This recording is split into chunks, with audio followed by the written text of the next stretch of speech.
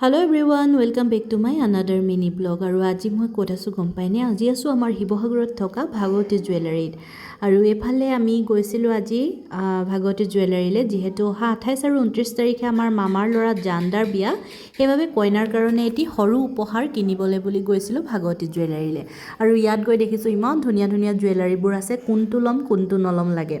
আৰু যেহেতু কইনাৰ বাবে আমি কিনিব গৈছিলোঁ, সেইবাবে মই কেইটামান জুৱেলাৰী সেট বিচাৰি উলিয়ালোগে। এইটো এটা খুব বেছি পছন্দ হৈছিলে মোৰ, আৰু এটা পছন্দ হৈছিলে, যেহেতু মোৰ পছন্দ হয়, আৰু এইটো এটা মই পছন্দ কৰিছিলোঁ।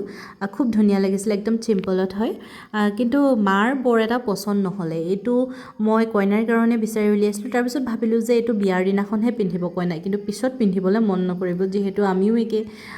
আৰু মোৰ লগত মা আৰু নুপুৰ গৈছিলে, আৰু মিষ্টাৰ গাড়ীতে থাকিলে, তেওঁৰ গাটো বৰ ভাল নহয়। আৰু এইফালে আমাৰ ভণ্টি দুজনীয়ে আমাক বস্তুবোৰ দেখাইছিলে, ইমান ধুনীয়া ধুনীয়া আছে। আৰু ভাগৱতী জুৱেলাৰীত অকল অসমীয়া গহনা বুলিয়ে নহয়, গল্ডৰো বস্তু পোৱা যায়।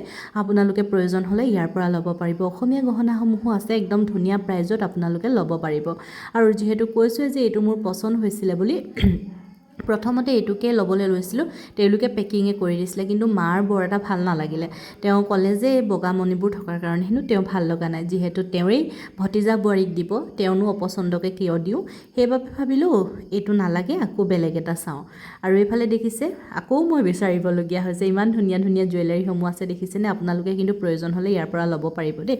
আৰু বিচাৰি আকৌ এটা উলিয়ালোগে, এইটো কইনাৰ বাবে ল'লোঁ। কেনেকুৱা লাগিছে জনাব, আৰু আমাৰ জানদা আৰু হ'বলগীয়া বুক অকণমান আশীৰ্বাদ কৰিব দেই।